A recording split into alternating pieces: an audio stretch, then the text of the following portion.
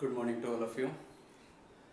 देखिए, आज का जो हमारा टॉपिक रहेगा, स्पेशल केसेस आज हम करवाने जा रहे हैं पैरेललोग्राम ऑफ वेक्टर एडिशन के।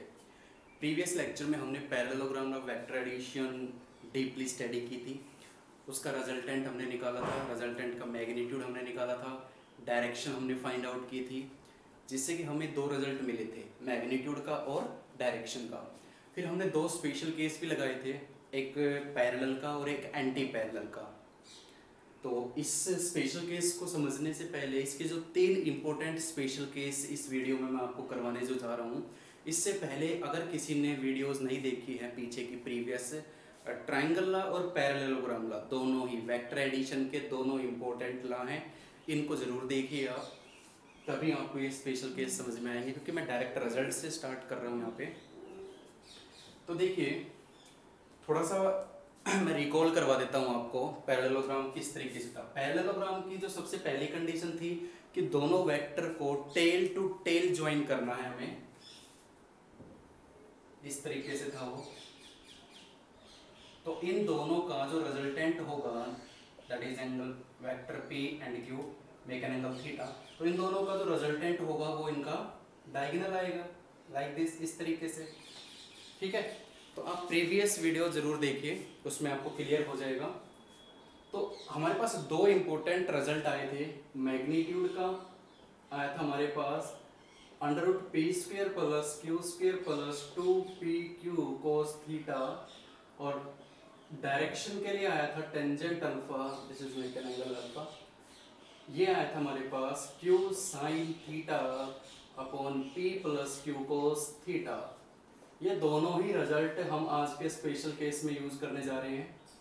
ठीक है, तो ध्यान से देखिए, बहुत इंपॉर्टेंट ये है, न्यूमेरिकल्स पॉइंट ऑफ व्यू से बहुत इंपॉर्टेंट स्पेशल केसेस हैं ये। तो देखिए, पहला स्पेशल केस हम करते हैं।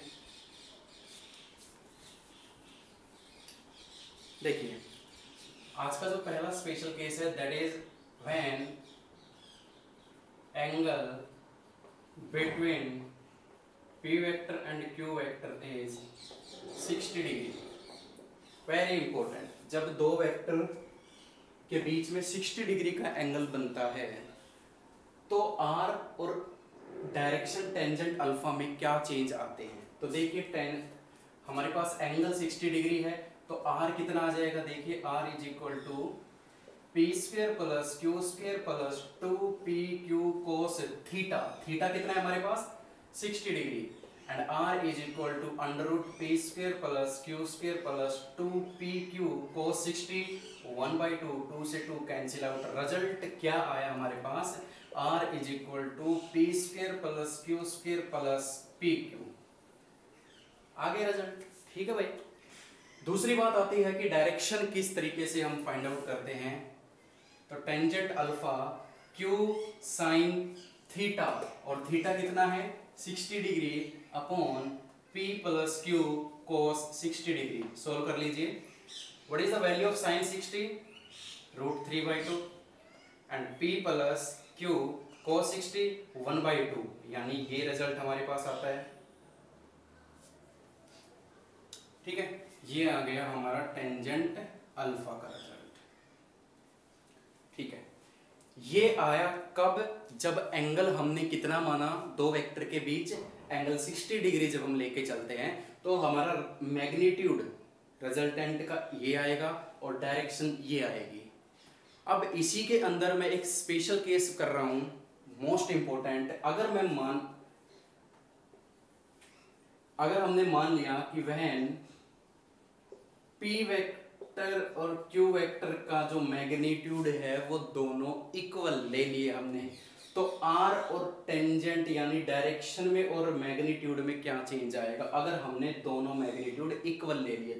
तो देखिए, r is equal to √p² plus q² plus pq है ना, इसमें ये कंडीशन अप्लाई कर दीजिए, तो क्या बन जाएगा, ये p² plus p into p, ये बन जाएगा हमारे पास p² plus p², 3p², and that is, ये हो जाएगा हमारे पास √p, √3p, ये R आ गया।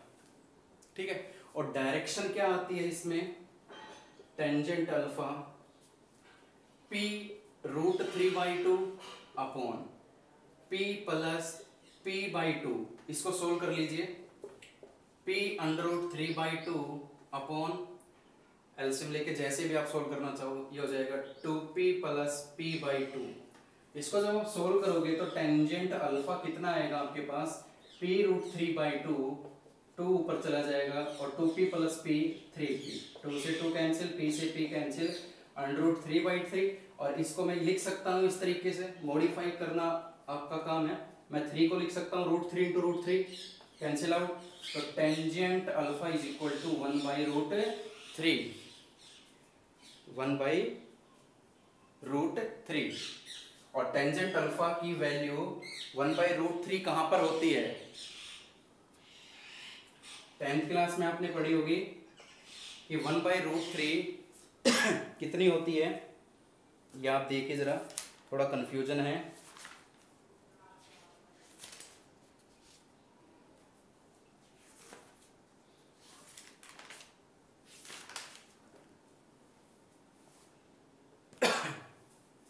यस, ये हो गया आपका 30 डिग्री। ठीक है, वो याद कर लेना, थोड़ा सा कंफ्यूजन मुझे भी था इस वजह से। तो देख लीजिए टेंजेंट की वैल्यू 1/√3 कहाँ पे होती है, 30 डिग्री पे।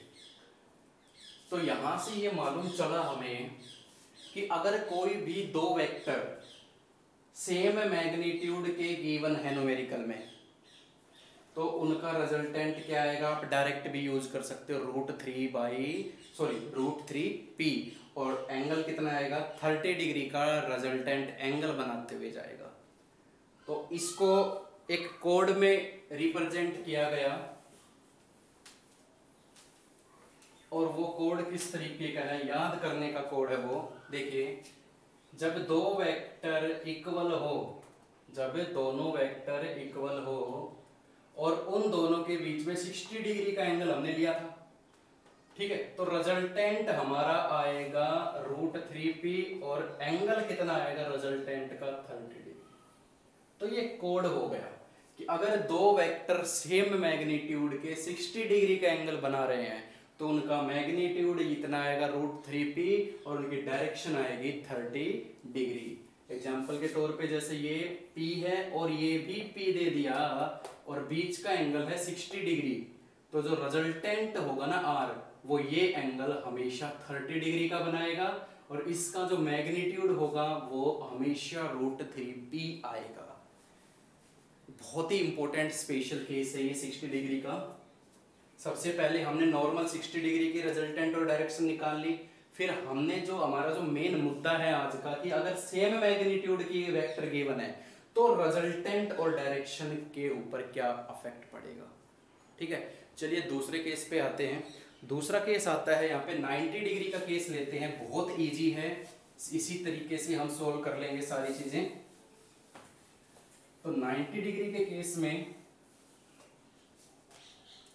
देखिए, R का फॉर्मूला फिक्स है, कल पढ़ा था आपने, 2PQ cos थीटा, और डायरेक्शन का फिक्स है, Q sin theta, P + Q cos theta.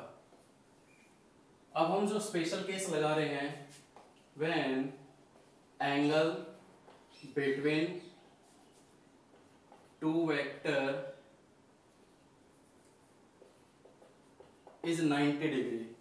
तो 90 डिग्री के केस में हम किस तरीके से इसको सोल्व करेंगे, कुछ भी नहीं करना, आपको भी मालूम है, सिंपल 90 डिग्री पुट करते चलना है और R और टेंजेंट अल्फा निकालना है। देयरफॉर देखिए R कितना आता है, P² + Q² + 2PQ cos 90 degree, और cos 90 0, ये पूरा 0 खत्म हो गया, तो R की वैल्यू कितनी आ गई, P² + Q², ये आ गई। ठीक है, और टेंजेंट अल्फा कितना आएगा, Q sin 90 upon P + Q cos 90। cos 90 0, ये पूरी टर्म यहाँ से यहाँ तक ये पूरी खत्म हो गई। sin 90 1, तो क्या रिजल्ट आएगा, tangent Q upon P, Q upon P। ठीक है, इसका एक शॉर्टकट भी है, शॉर्टकट मैं बताता हूँ। अगर किसी भी न्यूमेरिकल में दो वेक्टर दे दिए, मान लिए 5 न्यूटन दे दिया एक फोर्स और एक फोर्स दे दी 10 न्यूटन, अलग अलग हैं, दोनों के बीच में अगर 90 डिग्री का एंगल है तो आप अगर उसकी डायरेक्शन फाइंड आउट करनी है रिजल्टेंट की, मान लीजिए एक वेक्टर इधर है एक वेक्टर इधर है और इसके बीच में ये रिजल्टेंट, तो अगर ये चीज फाइंड आउट करनी है तो डायरेक्ट मेथड में आपको बताता हूं कि जिसके रिजल्टेंट जिस भी एंगल के साथ जिस भी वेक्टर के साथ एंगल बना रहा होगा ना वो वेक्टर हमेशा डिनोमिनेटर में आएगा। बहुत इंपॉर्टेंट बात है, अगर रिजल्टेंट ये हमारा r है, अगर ये रिजल्टेंट इस p वेक्टर के साथ एंगल थीटा बना रहा है तो जो डिनोमिनेटर आएगा वो हमेशा जिस वेक्टर के साथ एंगल बन रहा होगा वो हमेशा नीचे आएगा डिनोमिनेटर में। अगर ये एंगल मैं यहां कर दूंगा तो हमारा रिजल्ट क्या आएगा, q नीचे आ जाएगा, p ऊपर चला जाएगा, p/q। ये डायरेक्ट मेथड मैंने बताया है न्यूमेरिकल सोल्व करने का, ठीक है। चलिए ये तो बात हो गई हमारी नॉर्मल, जो 90 डिग्री मैंने बोला था, हमने रिजल्टेंट निकाल दिया, हमने डायरेक्शन निकाल दी। अब हमारा जो मेन मुद्दा है आज का, हम इक्वल मैग्नीट्यूड के ऊपर बात कर रहे हैं। तो व्हेन p वेक्टर और q वेक्टर का मैग्नीट्यूड अगर इक्वल आ जाए, इक्वल दे दिया जाए न्यूमेरिकल में, मान लीजिए एक फोर्स है 5 न्यूटन ईस्ट में लग रही है, एक 5 न्यूटन ही फोर्स नॉर्थ में लग रही है, तो 90 डिग्री तो होगा ईस्ट और नॉर्थ, बट दोनों वेक्टर इक्वल भी हैं। उस केस में डायरेक्ट रिजल्ट अगर आप करना चाहो तो किस तरीके से, अगर दोनों वेक्टर सेम है तो देखिए r कितना आएगा, ये देखिए p² plus p² 2p² √ 2p। Direct लगाओ आप, डायरेक्ट मान लीजिए यहाँ पे एक 5 न्यूटन फोर्स लग रही है, 5 न्यूटन फोर्स इधर लग रही है, तो अगर रिजल्टेंट पूछा जाए r अगर पूछा जाए तो आप सीधा ये फॉर्मूला लगाओ ना, √ 2p, p क्या है 5 न्यूटन, तो √ 2 5 आंसर। कुछ करने की जरूरत नहीं है, सीधा आप डायरेक्ट रिजल्ट लगा दे, आंसर आ जाएगा। अब डायरेक्शन की बात करते हैं, टेंजेंट अल्फा, दोनों वेक्टर सेम है यानी p/p कट के 1, और टेंजेंट अल्फा 1 की वैल्यू क्या होती है 45 डिग्री। ये लो जी, ये कितना हो गया 45, तो ये भी कितना हो गया 45। अगर दो वेक्टर गिवन हैं तो रिजल्टेंट हमेशा उस एंगल को इक्वली बाइसेक्ट करता है, ठीक है। चलिए अब इसका भी एक स्पेशल कोड बना दिया, दो वेक्टर अगर इक्वल हैं और दोनों के बीच में अगर 90 डिग्री का एंगल है तो उनका मैग्नीट्यूड कितना आएगा 2p, और एंगल डायरेक्शन का एंगल कितना आएगा 45। ये याद रखना हमेशा, मोस्ट इंपोर्टेंट रिजल्ट है ये, हमेशा माइंड में रखना इसको, भले रट लो कैसे भी कर लो, इसको याद रखना है हमेशा। ये दूसरा हमारा स्पेशल केस था। अब तीसरा स्पेशल केस आता है हमारा 120 डिग्री का। तो 120 डिग्री में हम क्या करेंगे, चलिए देखते हैं।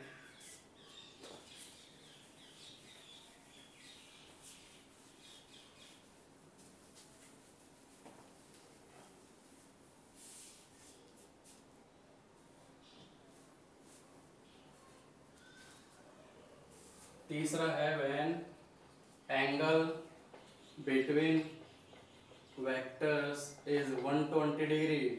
अब 120 डिग्री का थोड़ा सा कॉम्प्लिकेटेड है क्योंकि वैल्यूज आपको नहीं मालूम होगी तो याद रखनी पड़ेगी आपको। देखिए r कितना आ जाएगा √p² plus q² plus 2pq cos 120, और cos 120 की वैल्यू होती है, ये याद रखनी है आपको, cos 120 की वैल्यू होती है -1/2। cos 120 की वैल्यू होती है -1/2। चलिए इसको सॉल्व करते हैं। तो r कितना आता है हमारा p² प्लस q², ये माइनस इधर आ जाएगा, 2 से 2 कैंसिल, -pq रिजल्ट। ओके, तो टेंजेंट अल्फा कितना आता है q sin थीटा की जगह 120, p plus q cos 120, value रख दीजिए, q sin 120 होता है √3/2 और p प्लस q cos 120 अब ये भी क्या है -1/2, तो इसको हम कर लेते हैं q √3/2 upon p minus q/2, ठीक है। चलिए ये आ गया और ये आ गया, ठीक है। ये तो रिजल्टेंट और डायरेक्शन आ गई 120 डिग्री की, जब दोनों वेक्टर अलग अलग दे रखे हों, p अलग q अलग। लेकिन अगर दोनों सेम वेक्टर दे दिए जाए न्यूमेरिकल में तो क्या होगा, व्हेन p वेक्टर और q वेक्टर का मैग्नीट्यूड अगर इक्वल है तो आर और डायरेक्शन के ऊपर क्या इफेक्ट पड़ता है? What is the R? देखिए P square plus P square minus P into P, P square plus P square minus P square cancel out P, तो रिजल्टेंट किसके बराबर आया? जो आपका वेक्टर है, ठीक है। और अगर डायरेक्शन की बात करूं तो मैं Q क्या बन जाएगा? p√3/2 p माइनस p/2, इसको सोल्व करोगे तो p√3/2 upon 2p minus p/2, reciprocal करके जाओगे तो टेंजेंट अल्फा क्या आएगा? √3/p/2 into 2 upon 2p minus p, p से p कैंसिल, अंडर रूट से अंडर रूट कैंसिल, तो tangent alpha is equal to √3, tangent alpha is equal to √3, और tangent की वैल्यू √3 कहाँ पे आती है? 60 डिग्री पर। तो बड़े ही सिंपल से ये तीनों स्पेशल केस थे हमारे, करने का तरीका वही रहेगा। तो चलिए इसका जो कोड बनेगा, कोड याद रखना है आपको। इसका कोड क्या बनेगा आपके पास कि अगर दोनों वेक्टर इक्वल दे रखे हैं और दोनों के बीच में 120 डिग्री का एंगल है, तो रिजल्टेंट हमेशा क्या आएगा? P के ही बराबर आएगा, और डायरेक्शन क्या आएगी? 60 डिग्री रिजल्टेंट के। अब आप कह रहे हो कि ये समझ में नहीं आ रहा सर हमें। देखिए दो वेक्टर बनाइए आप, एक वेक्टर ये बनाया और एक वेक्टर मैंने ये बनाया, ठीक है। दोनों सेम वेक्टर दे दिए और दोनों के बीच में 120 डिग्री का एंगल दे दिया, तो इनका जो रिजल्टेंट आएगा ना डायगोनल, ये R, इस R की वैल्यू P के ही बराबर होगी, ठीक है। और 60 डिग्री ये होगा रिजल्टेंट, जो डायरेक्शन का एंगल होता है, रिजल्टेंट की डायरेक्शन का एंगल बेस वेक्टर के साथ वो 60 डिग्री आएगा, ठीक है। तो ये चीज होती है। तो ये तीन स्पेशल केस थे हमारे जो हमने आपको करवाए हैं। तो यहाँ पे खत्म होता है parallelogram of vector addition, very very important. तो एक बार फास्ट रिवीजन कर लेते हैं, मैं आपको बताता हूँ कि किस तरीके से हमने ये, देखिए स्टार्टिंग में हमने लिया था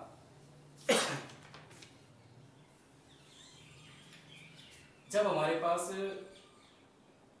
थीटा 60 डिग्री था, थीटा 60 डिग्री था दोनों वेक्टर के बीच में, and P magnitude is equal to Q ये था।